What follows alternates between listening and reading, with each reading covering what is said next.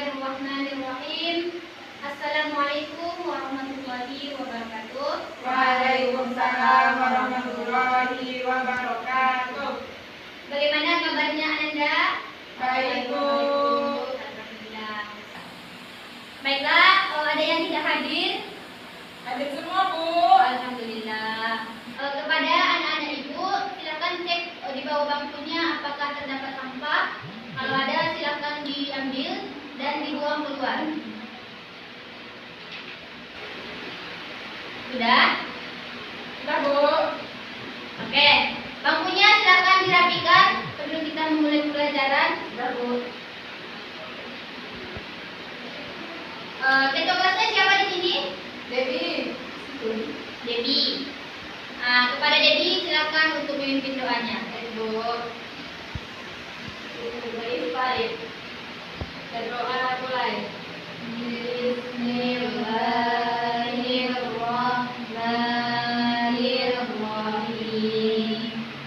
Rabbi shrahli sadri wa yassir li amri wahlul 'uqdatam min lisani yafqahu qawli.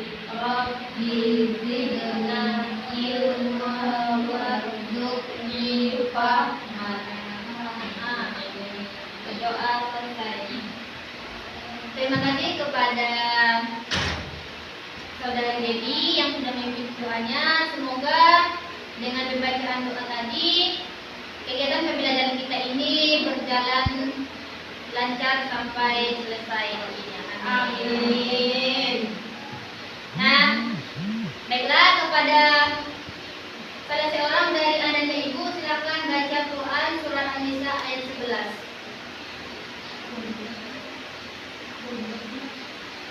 Saya Bu, ya silakan.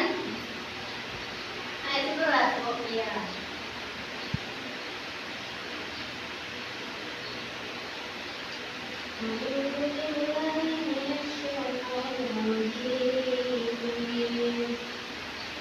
Bismillahirrahmanirrahim.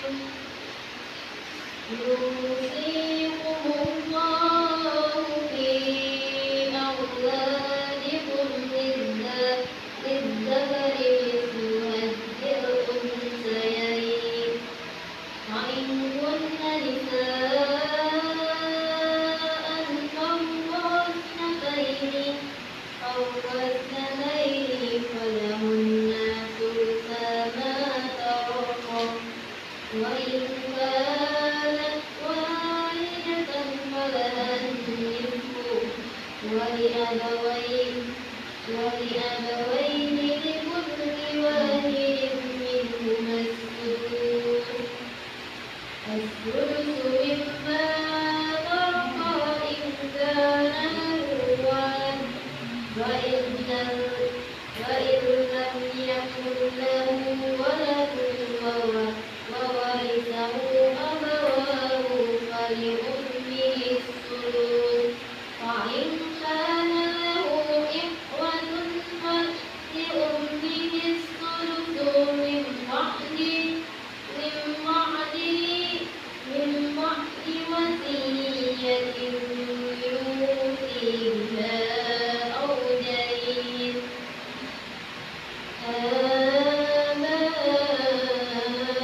آباؤكم وأبناؤكم لا تدرون أيهم أقرب لكم نفعا فريدة من الله إن الله كان عليما حكيما.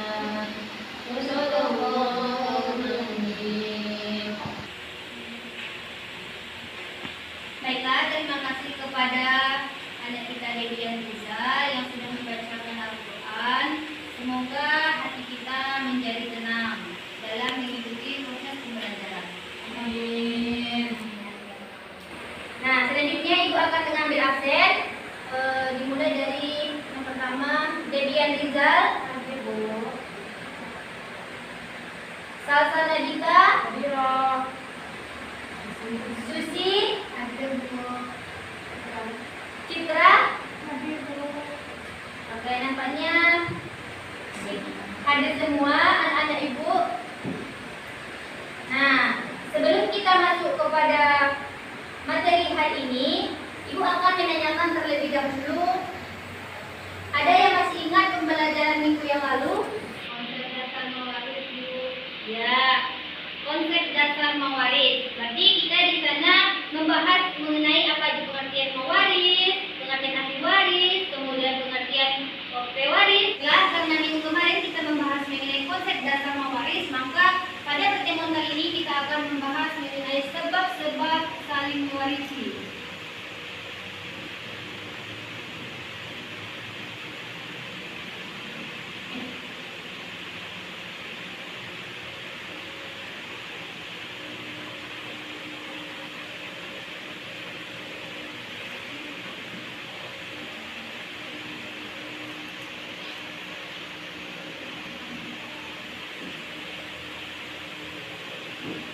Nah, sebab-sebab saling mewarisi. Yang pertama, sebab mewarisi pada adat jahiliyah, yaitu sebelum datangnya Islam.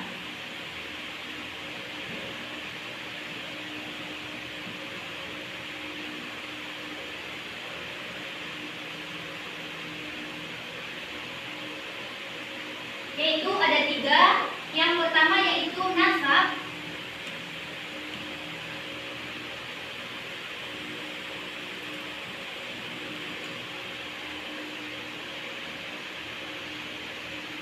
Nah, baik yang dimaksud dengan nasab atau keturunan di sini adalah anak laki-laki dewasa kemudian mampu memanggul senjata.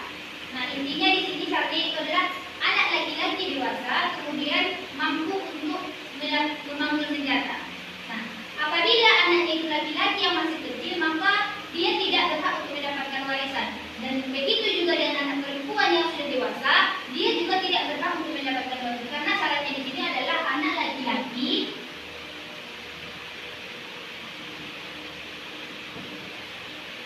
dan mampu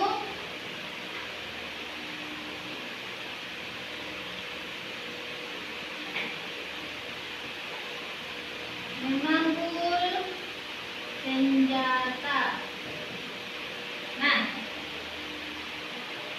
yang kedua sebabnya yaitu tabani. Ada yang tahu tabani itu apa? Enggak Bu. Nah, tabani itu ialah anak angkat.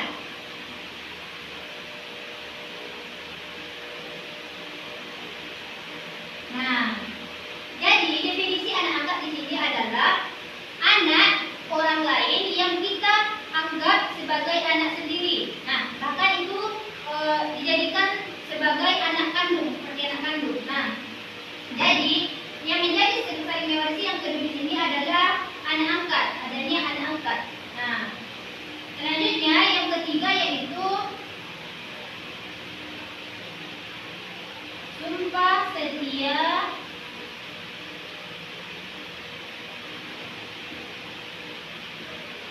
atau perjanjian.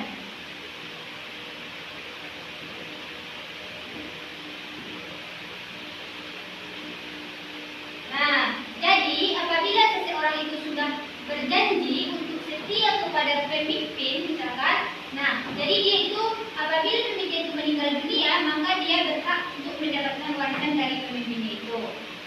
Nah, jadi kesimpulannya sebab yang saling mewarisi dalam adat jahiliyah atau pra-Islam itu ialah yang pertama nasab atau keturunan, yang kedua tabati atau anak angkat, yang ketiga sumpah setia atau perjanjian.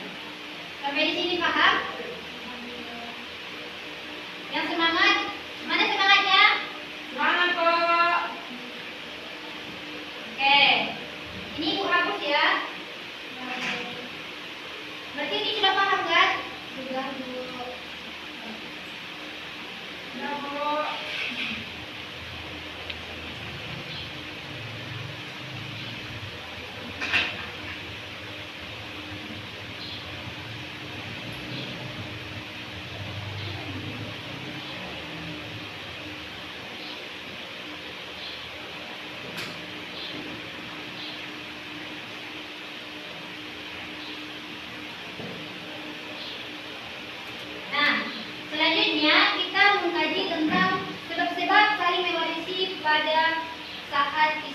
sudah datang. Ngerti?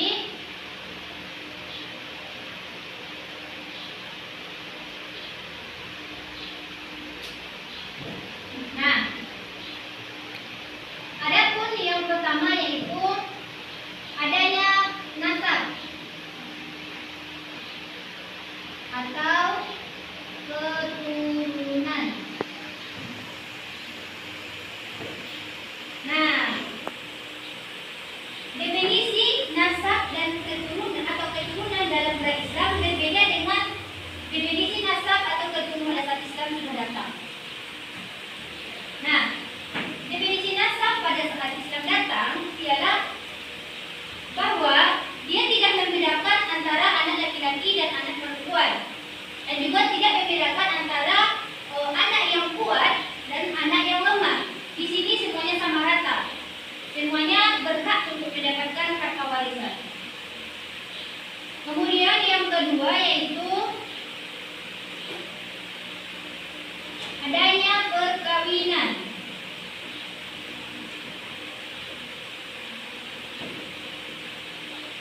Perkawinan. Contohnya misalkan ayah sama ibu kita itu kan menikah. Nah, jadi apabila ada salah seorang yang meninggal dunia, maka yang lainnya itu akan mendapatkan warisan, misalkan istrinya yang meninggal. Kemudian kami itu mendapatkan harta warisan dari harta dari istri itu. Nah, selanjutnya yang ketiga yaitu pembebasan budak.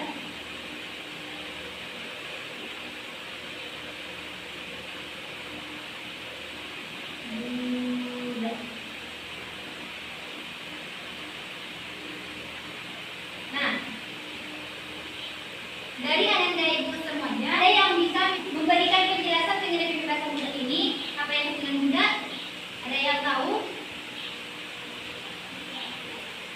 Nah, kalau tidak ada, ibu akan menjelaskan apa itu budak. Budak itu adalah orang yang baru merdeka.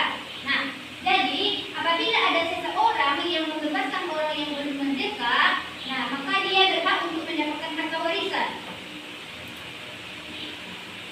Nah, jadi kesimpulannya yaitu sebab-sebab saling mewarisi pada saat Islam datang yaitu ada tiga. Yang pertama nasab atau keturunan, namun dalam arti yang lebih luas, karena dalam Islam itu tadi hanya dibentukkan kepada orang laki-laki, anak laki-laki, dan kemudian yang mampu mengambil senjata. Nah, selanjutnya yaitu perkawinan, kemudian yang terakhir pembebasan budak. Nah, baiklah, selanjutnya ibu akan menjelaskan tentang halaman mewarisi.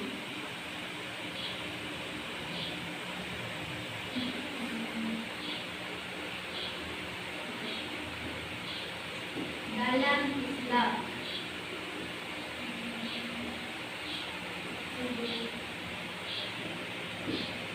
Nah, halaman mewarisi. Halaman itu bisa disebut juga dengan jejak ataupun halang. Jadi, karena sebab adanya halangan itu, penghalang itu, maka bisa seseorang itu tidak mendapatkan warisan. Sedangkan yang terhalang itu disebut dengan mahjub, artinya orang yang terhalang untuk mendapatkan harta warisan. Nah, yaitu yang pertama perbudakan.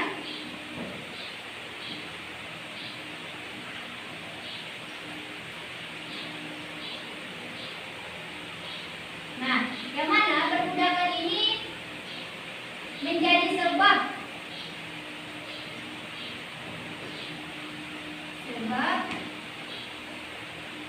seseorang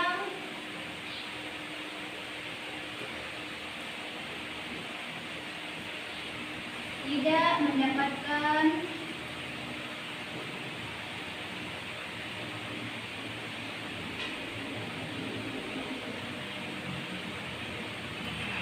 warisan. Nah, perbudakan di sini adalah menjadi sebab seseorang tidak mendapatkan warisan karena budak tidak berhak untuk mendapatkan warisan. Artinya, apabila dia ingin mendapatkan warisan, maka harus ada yang memerdekakan orang yang memerdekakannya. Harus ada orang yang mau memerdekakan budak tersebut, baru kemudian nanti budak tersebut bisa untuk mendapatkan warisan. Kemudian yang kedua yaitu kerjaan agama.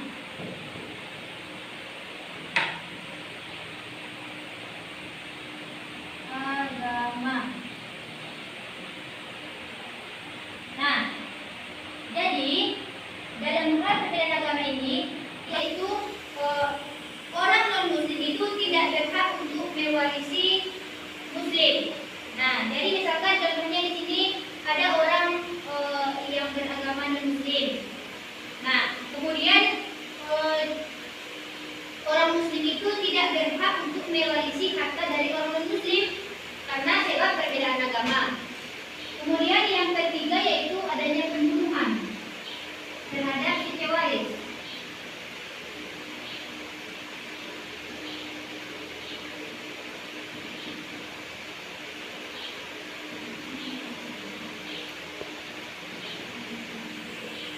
Nah, kasus seperti ini lumayan sering kita jumpai dalam kehidupan. Tidak jarang ada si ahli warisnya itu misalkan ayahnya pewaris. Nah, anaknya itu membunuh ayahnya agar anaknya tersebut cepat untuk mendapatkan harta warisan dari ayahnya dengan cara dia melakukan pembunuhan terhadap ayahnya. Nah, jadi kasus yang seperti itu dapat menghalangi si ahli waris atau anak tersebut untuk mendapatkan ahli waris, untuk mendapatkan harta warisan dari ayahnya itu. Sebab adanya pembunuhan tadi.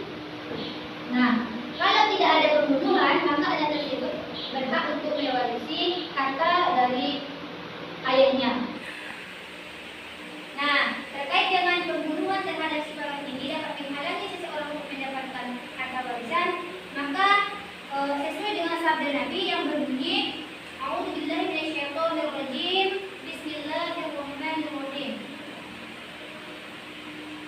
An Umar rawadani Syu'aibu an abihi an jadduhu qala Rasulullah sallallahu alaihi wasallam laisa lil qatali minal miratu syai'in.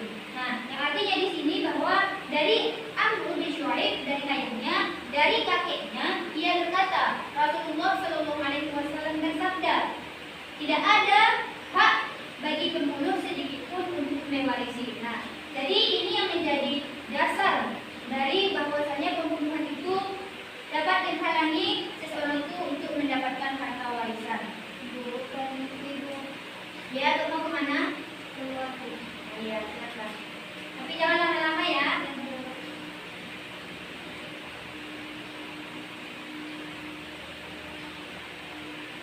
Nah, sampai di sini ada yang belum paham atau belum mengerti dari penjelasan Ibu? Silakan ditanyakan. Pas, kalau begitu kita akan masuk kepada ahli waris laki-laki dan ahli waris perempuan.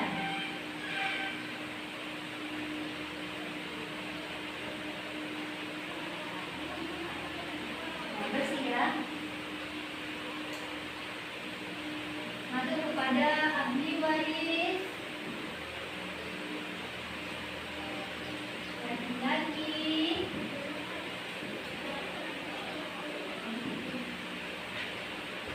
dan ahli waris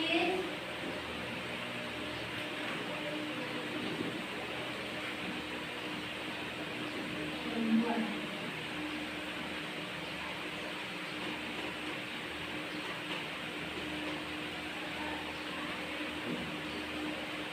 Ahli waris laki-laki dan ahli waris perempuan. Yang pertama, ahli waris laki-laki.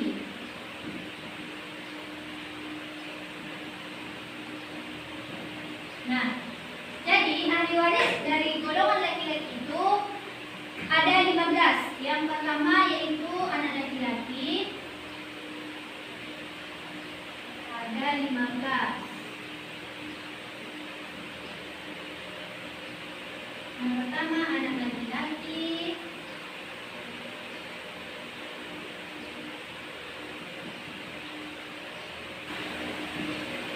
Yang kedua cucu laki-laki.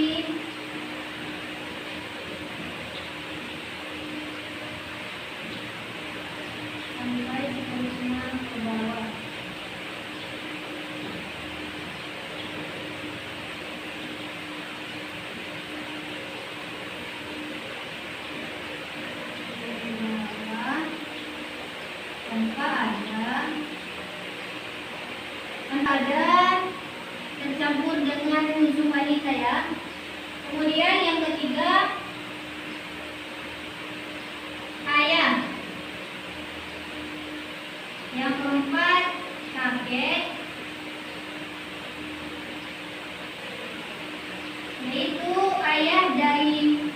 bapak dari ayah.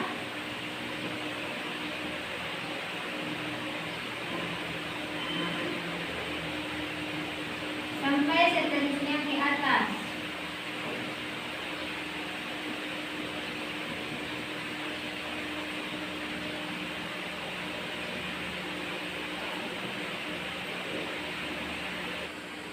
Nah, ahli waris yang selanjutnya yaitu saudara laki-laki sekandung. Saudara laki-laki sekandung. Artinya yaitu saudara laki-laki yang seayah dan seibu. Kemudian saudara laki-laki seayah. Saudara laki-laki seayah.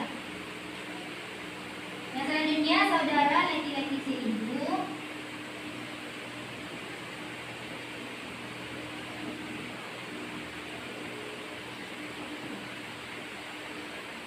Kemudian yang selanjutnya yaitu paman sekandung. Paman sekandung. Artinya saudara laki-laki dari ayah. Kemudian paman seayah.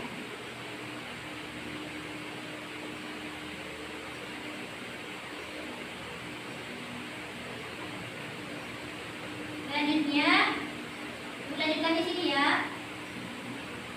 Anak laki-laki dari paman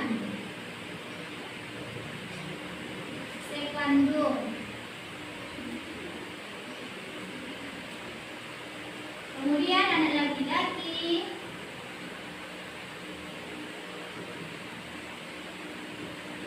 dari paman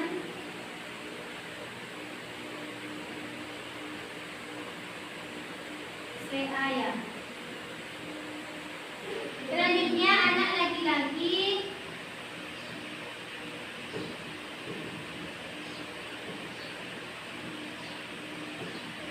dari saudara laki-laki sekandung.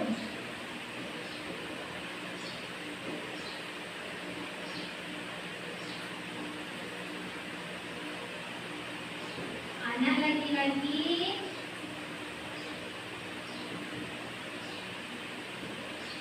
dari saudara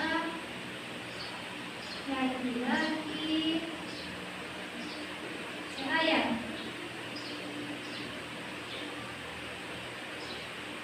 Selanjutnya yang ke-14 yaitu suami.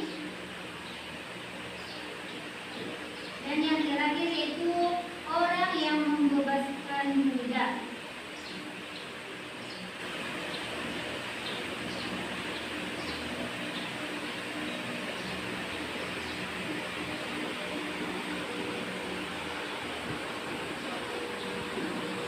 Nah, jadi ahli waris laki-laki itu ada 15. Yang pertama anak laki-laki, yang kedua cucu laki-laki, yang mencakup kepada cicit laki-laki dari anak laki-laki. Nah, yang cucu laki-laki itu berasal dari keturunan anak laki-laki. Yang cucu ini berasal dari keturunan anak laki-laki sampai seterusnya ke bawah. Selanjutnya yang ketiga yaitu ayah, yang keempat yaitu kakek, yaitu bapak dari ayah sampai seterusnya ke atas. Kemudian saudara laki-laki sekandung, saudara laki-laki seayah, kemudian anak dari saudara laki-laki sekandung. Maaf, bukannya tadi ada yang salah, tidak. Nah, kemudian anak laki-laki dari saudara laki-laki si ayah, baru kemudian saudara laki-laki si ibu, kemudian paman si kandung, kemudian paman si ayah, baru anak laki-laki dari paman si kandung, kemudian anak laki-laki dari paman si ayah, kemudian suami, baru yang terakhir yaitu orang yang membebaskan budak. Coba Anda perhatikan, kemudian dipahami. Nah, karena nanti ibu akan meminta salah seorang dari anak ibu semuanya untuk maju ke depan untuk menyebutkan ahli waris dari laki-laki ini. Sampai di sini udah paham, udah dicatat kan? Nah, selanjutnya kita masuk kepada ahli waris dari anak perempuan, dari golongan perempuan.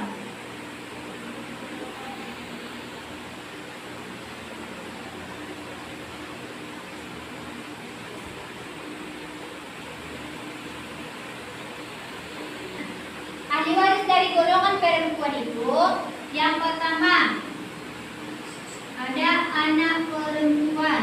Bu itu oh iya, maaf. Terima kasih, Nak.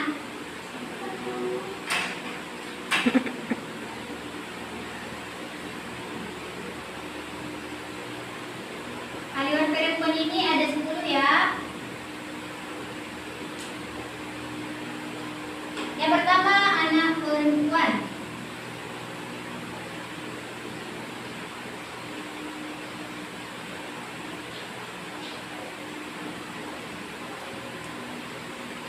Yang kedua cucu perempuan.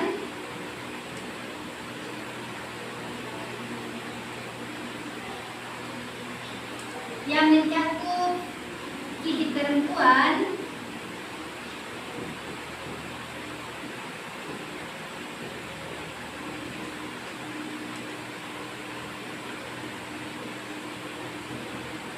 Cicit perempuan.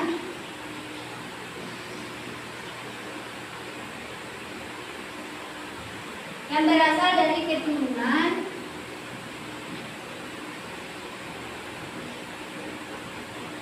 Yang berasal dari keturunan.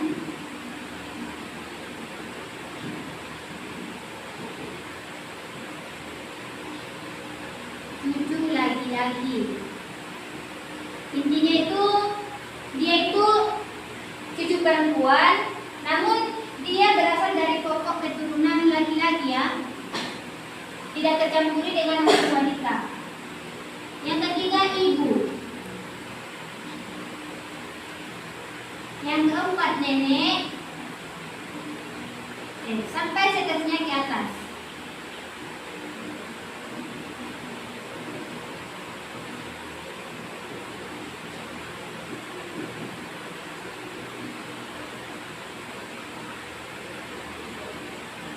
Nah, selanjutnya yaitu nenek. Nenek dari ayah.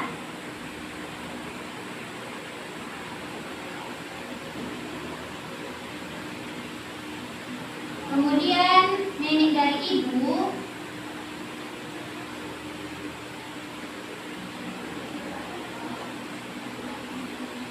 Kemudian saudara perempuan sekandung.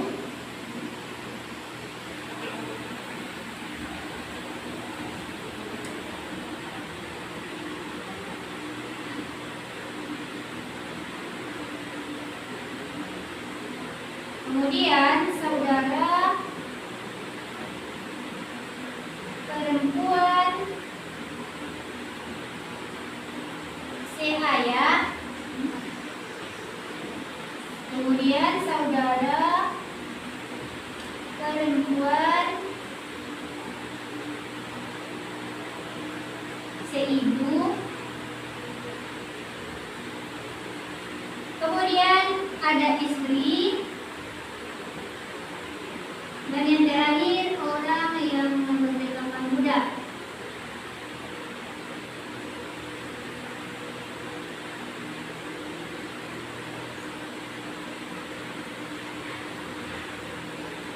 Budak.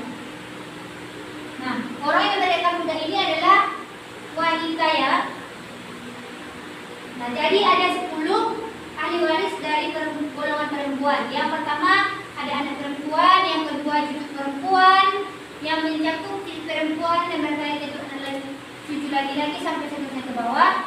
Kemudian ada ibu, ada nenek dari ayah, ada nenek dari ibu, kemudian saudara perempuan sekandung, artinya seayah dan seibu, kemudian saudara perempuan seayah saja, kemudian saudara perempuan seibu, dan yang kemudian yaitu istri, dan yang terakhir yaitu perempuan yang memerdekakan budak, baik itu budaknya laki-laki maupun budaknya perempuan. Nah, untuk identitas selanjutnya yaitu diminta kepada salah seorang dari anak ibu, yaitu kepada Susi, untuk menyebutkan ahli waris dari pihak laki-laki. Silakan. Berdiri, Bu. Ya, berdiri biar nampak teman-teman dengar. Ahli waris laki-laki itu ada 15. Yang pertama yaitu anak laki-laki. Yang kedua, cucu laki-laki dari keturunan anak laki-laki, seterusnya sampai ke bawah. Yang ketiga yaitu ayah. Yang keempat, kakek kandung atau bapak dari anak. Selanjutnya itu saudara laki-laki sekandung. Yang keenam itu saudara laki-laki seayah. Yang ketujuh saudara laki-laki seibu. Yang kedelapan anak laki-laki dari saudara laki-laki sekandung. Yang kesembilan anak laki-laki dari saudara laki-laki seayah. Yang kesepuluh paman sekandung. Yang kesebelas paman seayah. Yang ke-12 anak laki-laki dari paman sekandung. Yang ke-13 yaitu anak laki-laki dari paman seayah. Yang ke-14 yaitu suami. Yang terakhir laki-laki yang memerdekakan budak. Ya, bagus. Terima kasih kepada anak-anak kita Susi. Nah, yang selanjutnya itu diminta kepada Citra untuk menyebutkan ahli waris dari pihak perempuan. Sebentar ibu, bapaknya nanti. Lihat dulu.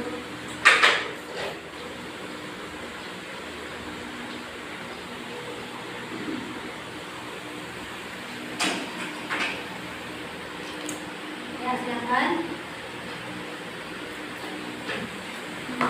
Ahli waris perempuan. Yang pertama anak perempuan, yang kedua cucu perempuan dari keturunan anak laki-laki, yang ketiga ibu, yang keempat nenek dari ibu, yang kelima nenek dari ayah, yang keenam saudara perempuan sekandung, yang ketujuh saudara perempuan seayah, kedelapan saudara perempuan seibu, yang kesembilan istri, yang ke-10 perempuan yang memerdekakan budak. Ya, terima kasih kepada anak kita Citra. Nah, selanjutnya Ibu akan menyimpulkan mengenai sebab-sebab mewarisi. Karena tadi anak Ibu sudah menyebutkan ahli waris dari anak laki-laki dan perempuan, maka di sini Ibu akan memberikan penguatan mengenai sebab-sebab mewarisi dan halangan mewarisi. Nah, jadi sebab-sebab mewarisi pada saat Islam belum masuk atau pada adat jahiliyah itu ada 3. Yang pertama yaitu karena adanya nasab atau keturunan yang diartikan tadi sebagai anak laki-laki yang sudah dewasa, kemudian dia yang mampu memangkul senjata. Kemudian yang kedua yaitu adanya anak angkat atau tabanni. Nah, jadi di sini dia menganggap anak orang lain itu seperti anaknya sendiri dan artinya sebagai anak kandung. Kemudian yang ketiga yaitu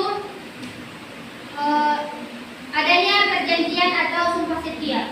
Nah, sedangkan dalam Islam sebab-sebab mewarisi itu ada 3.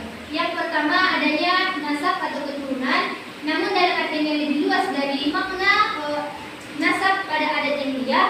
Kemudian yang kedua yaitu adanya hubungan perkawinan, dan yang ketiga itu adalah pembebasan budak.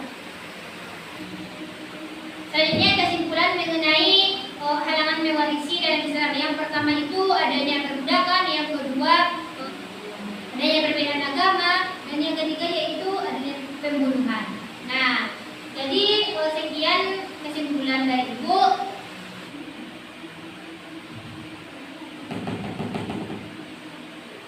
Anak-anak Ibu, masih semangat?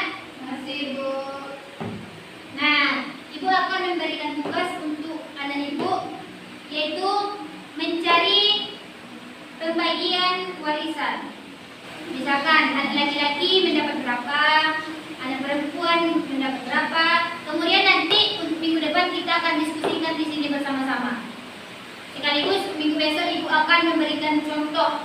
Kemudian sama-sama kita menjelaskannya, memberikan penjelasannya di sini. Paham terhadap tugasnya? Paham. Ya, terima kasih kepada anak ibu semuanya. Mungkin untuk hari ini cukup sekian pembelajaran kita. Maka ibu akhiri dengan mengucapkan hamdalah, yaitu alhamdulillahirabbil alamin. Lebih kurangnya ibu mohon maaf kepada anak ibu, kemudian mohon ampun kepada Allah Subhanahu wa taala. Assalamualaikum warahmatullahi wabarakatuh. Waalaikumsalam warahmatullahi wabarakatuh. Siap, ini belajar dengan siapa lagi? Mustika, Bu. Oke. Jangan keluar ya.